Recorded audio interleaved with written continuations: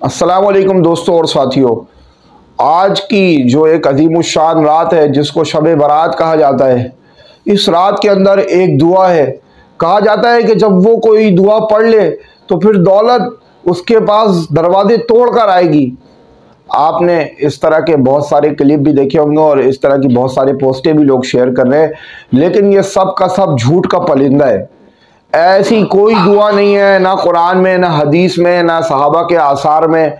और ये बुजुर्गों के नाम से मंसूब कर करके झूठी सच्ची बातें और दो दो रकात इस तरह करके पढ़ लो तो दराजी उम्र हो जाएगी, हो जाएगी, वो अरे भाई, सबसे बड़ी बात यह है कि आज की रात जो जिसको शब बारात कहा जाता है, अगर इल्मी तौर पर देखा जाए तो आज की रात के फजीलत में जो अहादीस आई हैं तो तमाम ज़ख़ीरा अहादीस का मुताला करने के बाद ये बात बखूबी पता चलती है कि आज की रात मग़फ़िरत की रात है, जिसमें आप सल्लल्लाहु अलैहि वसल्लम ने बशारत दी है कि बनु कल्ब की बकरियों के बराबर जो है ना मग़फ़िरत कर दी जाती है लोगों की, लेकिन कीना रखने वाले, एक दूसरे के ख़िलाफ़ मुसलमानों का बुग़्ज़ रखने वाले की मग़फ़िरत नहीं की जाती।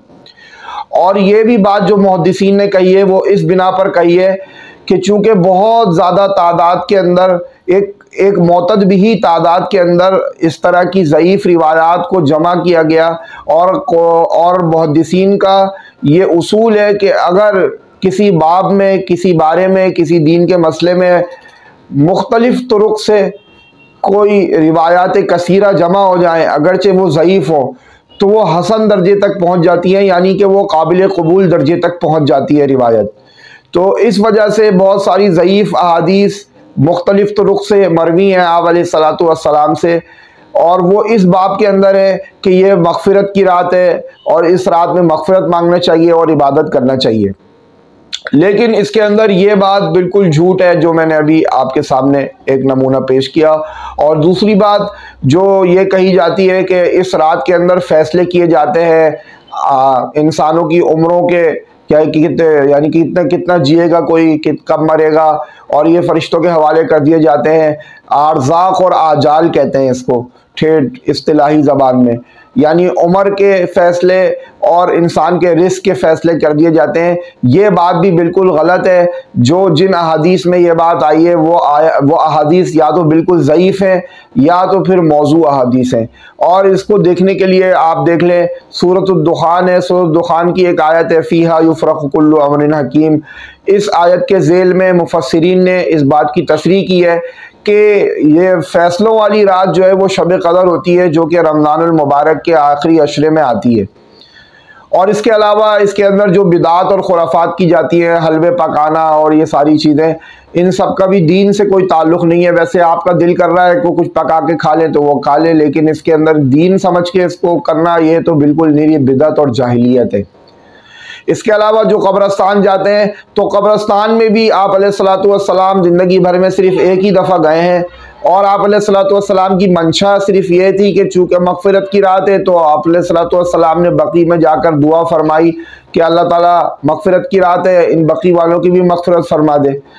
अब जो तौर तरीक़ा निकल गया है, जो रिवाज में जो चीज़ आ गई है, वो तो इसको बिलमक़सूद बिज़ात समझ लिया गया है। सहाबा कराम रज़ियल्लाहु अन्हुम अजमईन से तो कोई साबित नहीं है कि सहाबा कराम इस तरह 15 शाबान की शब को जो है ना कब्रस्तान में आते थे और इस तरह मिल के जाते थे, और सारे खुराफात जो आजकल हो रही हैं इसका कोई सबूत नहीं मिलता। तो बरा मेहरबानी ऐसी पोस्टों से अपने आप को बचाएं, और ये बुज़ुर्गों से मनक़ूल है और ये वो है, इन सब चीज़ों से कुछ नहीं होता। बुज़ुर्गों से दीन नहीं बनता, दीन रसूलुल्लाह सल्लल्लाहु अलैहि वसल्लम से बनता है।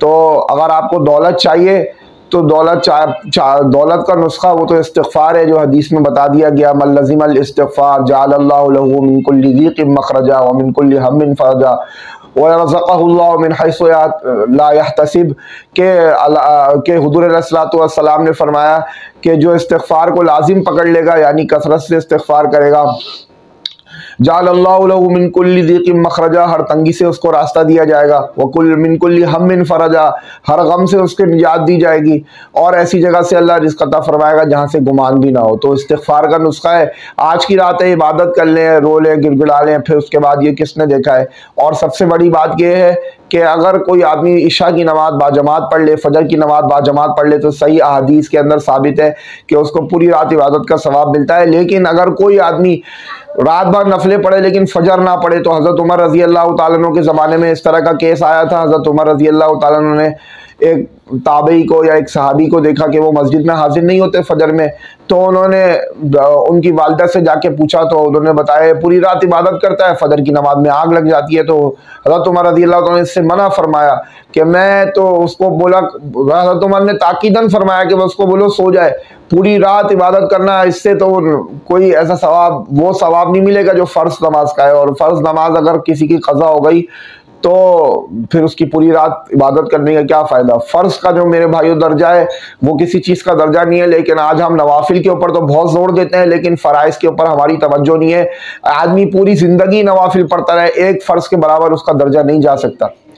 तो आज की इस रुदात को यहीं ख़त्म करते हैं और अल्लाह ताला हमें हिदायत पर और सही रास्ते पर गामज़न फरमाए। आमीन।